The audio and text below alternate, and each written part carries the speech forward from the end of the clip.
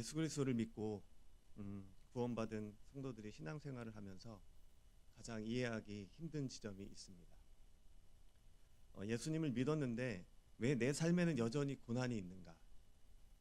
하나님이 나를 사랑하신다면 왜 내 인생의 길은 이토록 메마른 광야인가?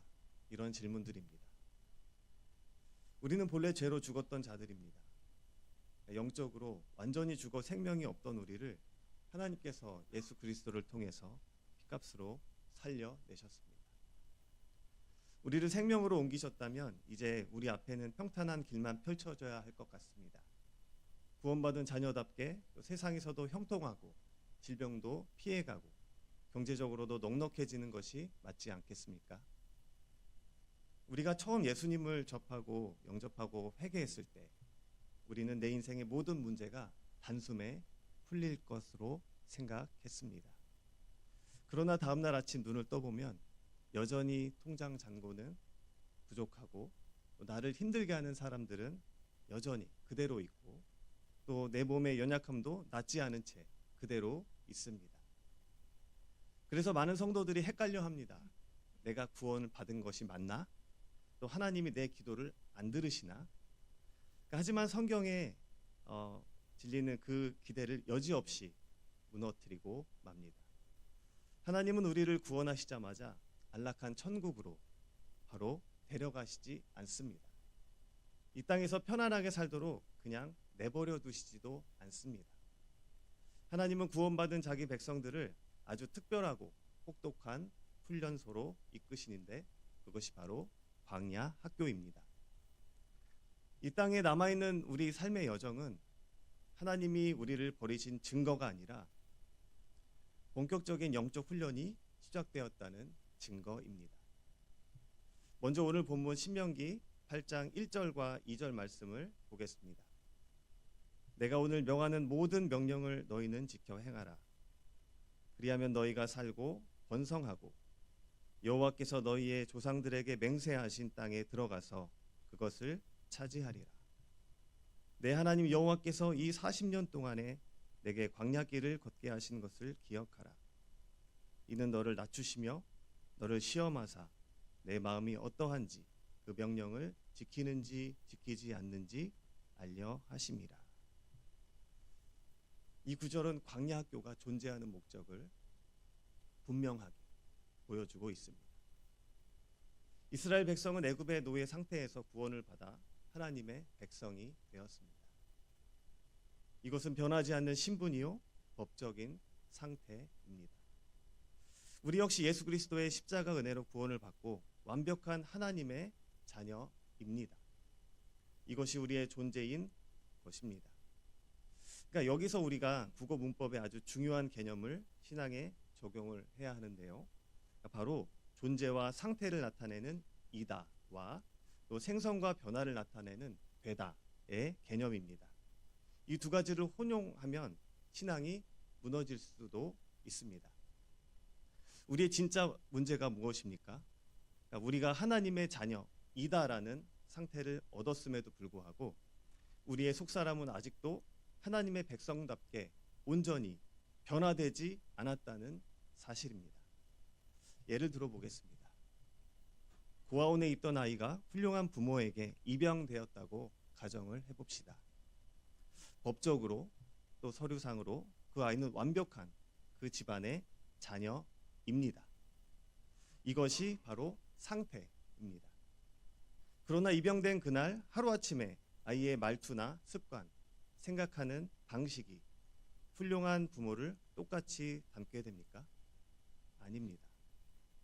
여전히 고아원에서 눈치 보는 습관대로 살며 또 자기 것을 빼앗기지 않으려는 그런 욕심부리던 모습들, 또 옛날의 상처들이 고스란히 남아 있습니다.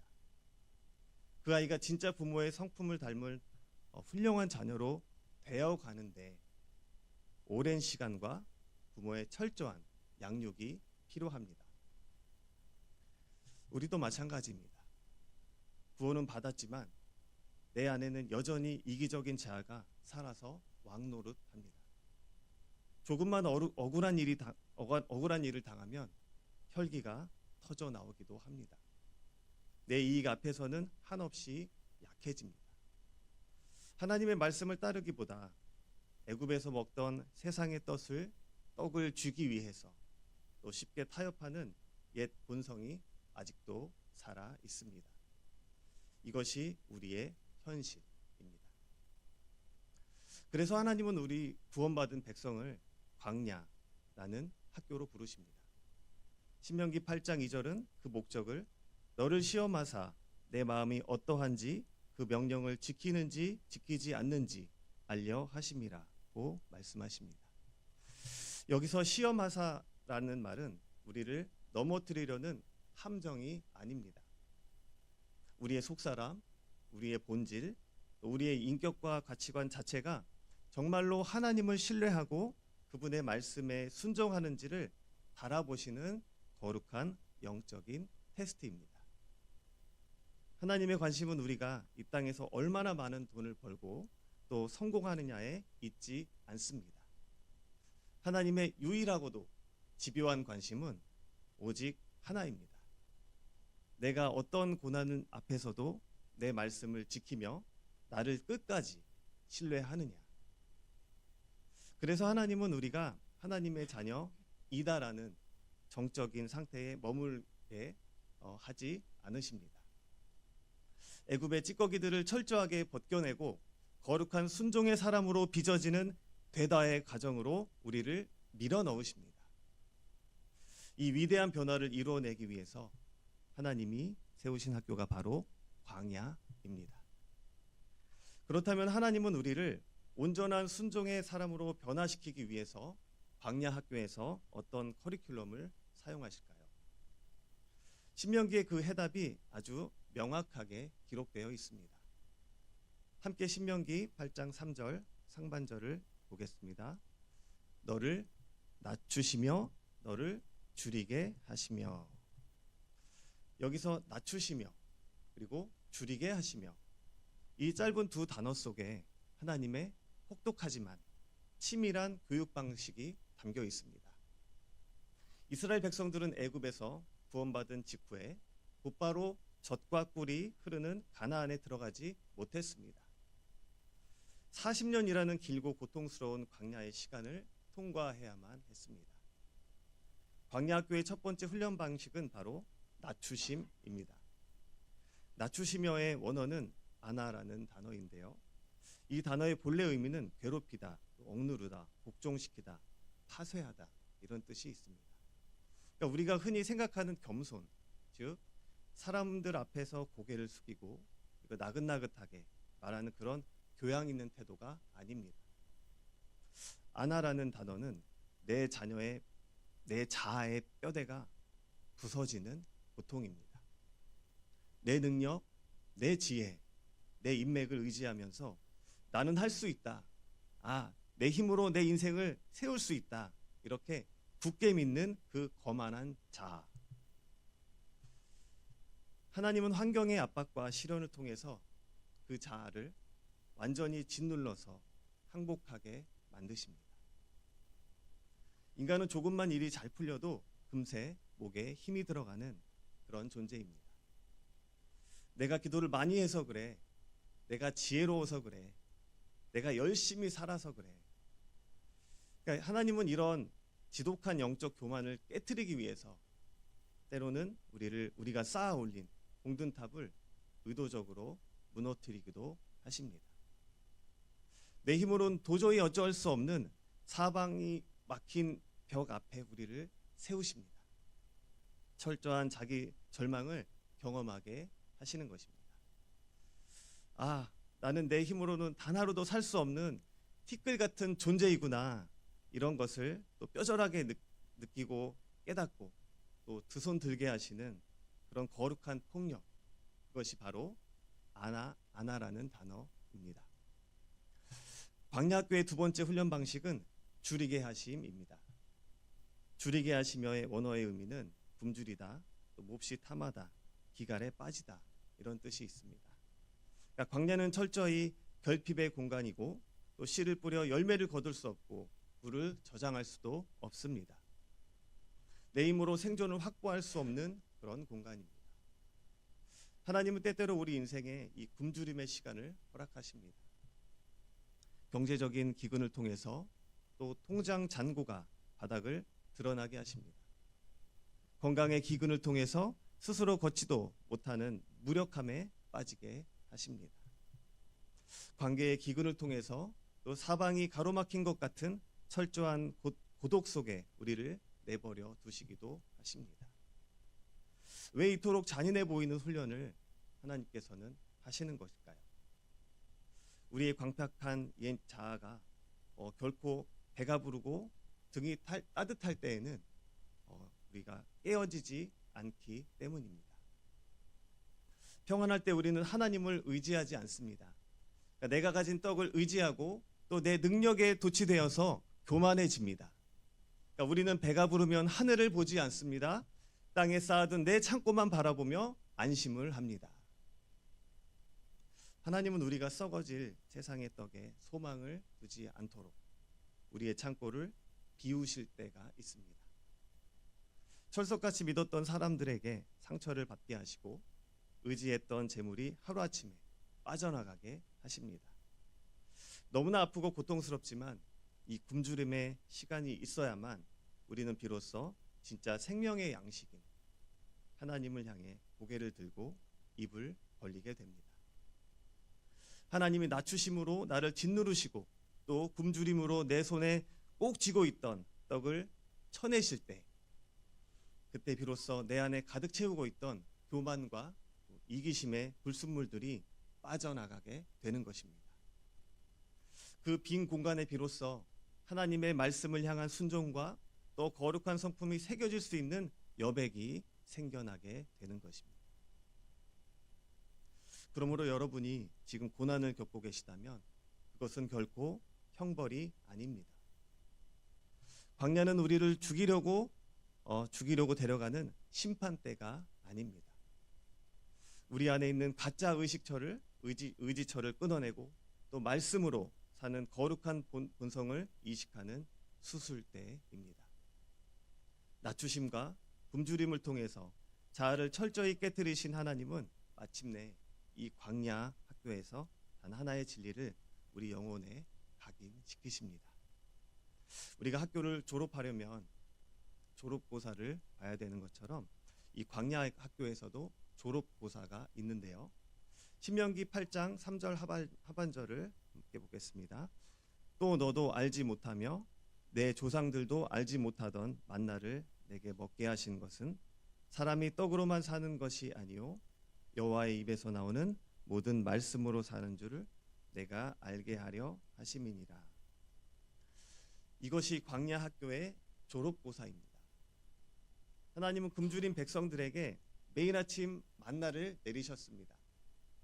만나는 내 수고로 얻은 떡이 아닙니다. 위로부터 오는 또 위로부터 부어지는 은혜였습니다. 내일 것을 저장할 수도 없었습니다. 오직 오늘 허락하신 일용할 양식에 의존하면서 내일도 하나님이 먹이실 것이라는 신뢰로 살아야 했습니다. 이 과정을 통해서 하나님이 목적하신 바는 이것을 알게 하려 하심입니다. 알게 하려는 야다입니다. 이 야다는 머리로 이해하는 지식이나 또 정보가 아닙니다. 부부가 서로를 깊이 경험하여 아는 것, 또 모진 비바람을 맞으며 온몸으로 체험하여서 뼛속 깊이 아는 그런 알물 뜻합니다. 무엇을 온몸으로 뼈저리게 알게 하십니까? 사람이 떡으로만 사는 것이 아니라 여호와의 입에서 나오는 모든 말씀으로 사는 줄을 야다, 알게 하시는 것입니다. 또한 여기서 나오는 모든 말씀의 뜻은 출발점, 또 나아가는 것, 기원, 생물이 솟아나는 샘이라는 뜻이 있습니다. 즉, 내 생명의 기원이 세상 사람들이 말하는 통장의 잔고나 또 스펙이나 직장이라는 떡에 있는 것이 아님을 아는 것입니다. 내 생명은 여호와의 입으로부터 발원하여 솟아나오는 그 생명의 호흡, 그 말씀에 달려 있음을 머리가 아닌 온 몸의 세포로 깨닫는 것입니다. 세상은 끊임없이 우리를 세뇌합니다. 떡이 없으면 죽는다. 어떻게든 수단과 방법을 가리지 말고 떡을 확보해라. 그것이 네 생명이다. 예수님께서 공생애를 시작하시기 전에 광야에서 40일간 금식하시며 마귀에게 시험을 당하실 때 마귀가 가장 먼저 던진 유혹이 바로 이 돌들이 떡덩이가 되게 하라는 것이었습니다. 너 배고프지? 내 능력을 써서 먼저 떡을 만들어. 떡이 있어야 살지 않겠어. 그때 예수님이 마귀의 유혹을 단칼에 베어버리신 말씀이 바로 오늘 본문인 신명기 8장 3절이었습니다. 사람이 떡으로만 사는 것이 아니요 여호와의 입에서 나오는 모든 말씀으로 사는 줄을 내가 알게 하려 하심이니라. 예수님은 스스로 광야의 시험을 통과하시며 하나님의 아들들이 어떻게 이 세상에 살면서 이길 수 있는지를 친히 보여주셨습니다. 광야학교에서 낮아짐과 또 굶주림을 통과하며 순종의 백성으로 변화되고 있는 성도들은 다르게 고백할 수 있습니다. 내 손에 떡이 쥐어지지 않아도 여호와의 입에서 나오는 생명이 나를 붙들고 계시면 나는 결코 죽지 않습니다. 내 생사와 복은 떡에 있지 않고 오직 하나님께 있습니다. 이 위대한 고백이 터져나오는 순간 우리는 떡으로 연명하는 존재에서 또 말씀으로 사는 존귀한 존재로 영적인 도약을 이루어낼 수 있는 것입니다. 이것이 바로 육체의 떡에 매어 살던 자가 마침내 하나님의 입에서 나오는 모든 말씀으로 사는 거룩한 백성으로 변화되는 하나님의 완성된 걸작품입니다. 여러분 지금 여러분의 인생에 어떤 길을 걷고 계십니까? 내 힘이 철저히 꺾이는 낮아짐과 또 내 손에 쥔 것이 다 떨어져 버린 결핍의 광야 한가운데서 홀로 눈물 흘리고 계시지는 않습니까? 내 힘으로 어찌할 수 없는 캄캄한 현실 앞에서 절망하고 계십니까? 영적인 눈을 들어 이 광야의 진짜 목적을 보십시오. 하나님은 여러분을 버리시는 것이 아닙니다. 여러분의 영혼을 너무나 깊이 사랑하십니다. 이 썩어 없어질 세상의 떡에 목매달아 사는 초라한 인생에서 또 그냥 내버려 두지 않으시려는 하나님의 지독한 사랑입니다. 내 안에 겹겹이 쌓여있는 고집과 또 교만이라는 불순물을 고난이라는 불에 태워버리시고 또 가장 존귀한 순종의 성품과 말씀의 능력이 또 여러분의 영혼에 깊이 넣으시는 그런 중입니다. 오늘 당장 내 손이 떡이 없다고 해서 인생이 끝이 아닙니다. 내 뜻대로 상황이 풀리지 않는다고 해서 하나님이 여러분을 외면하신 것이 아닙니다. 위대한 조각가가 거친 대리석 덩어리를 쪼아내어서 또 아름다운 작품을 만들어내듯이 하나님은 지금 고난이라는 도구를 들고 우리 자아의 뾰족하고 모난 부분들을 쪼아내고 계십니다. 살점이 깎여 나가는 듯한 아픔이 있지만 그 손길은 완벽하고 또 그 목적은 너무나 영광스럽습니다. 고난의 터널을 지날 때에 우리의 기도는 완전히 바뀌어야 합니다. 하나님, 이 고난을 빨리 치워주시고 내 손에 떡을 쥐어주십시오. 라는 낮은 차원의 기도를 멈추십시오. 대신 우리는 이렇게 부르짖어야 합니다. 하나님, 나를 낮추신 이 고통 속에서도 내 옛 자아가 완전히 부서지게 하옵소서. 나를 줄이게 하신 결핍 속에서 내가 떡으로 사는 자가 아니라 여호와의 입에서 나오는 생명으로 사는 자임을 온몸으로 경험하게 하옵소서. 그리하여 이 광야의 끝에서 내가 온전히 하나님의 말씀에 순종하는 거룩한 백성으로 변화되게 하옵소서. 이것이 죄로 인해 죽었던 우리가 참된 생명을 얻고 또 하나님의 자녀가 되어가는 영광스러운 길입니다. 오늘 이 예배를 통해서 우리 모두가 내 힘으로 움켜쥐었던 또 세상의 떡을 단호하게 내려놓으시기 바랍니다. 광야학교에서 훈련을 받는 것을 두려워하지 마십시오. 우리를 낮추시고 또 줄이게 하시는 하나님의 손길에는 단 한 번의 실수도 없습니다. 그 목적은 파멸이 아니라 말씀으로 살아가는 존귀한 백성으로 세우신입니다. 우리 로고스 교회 모든 성도님들이 인생의 광야에서 흔들리지 않기를 바랍니다.